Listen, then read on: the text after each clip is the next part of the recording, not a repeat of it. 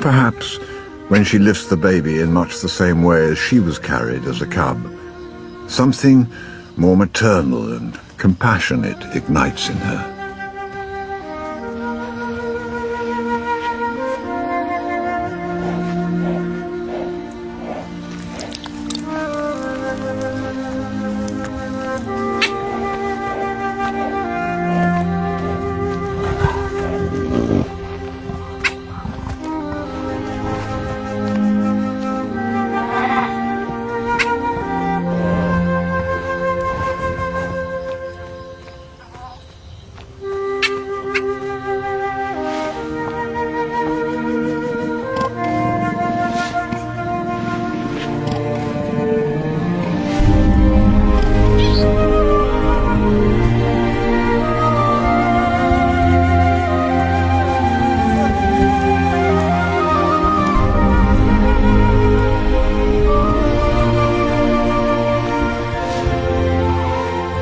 As the baby reaches out for the comfort of her fur,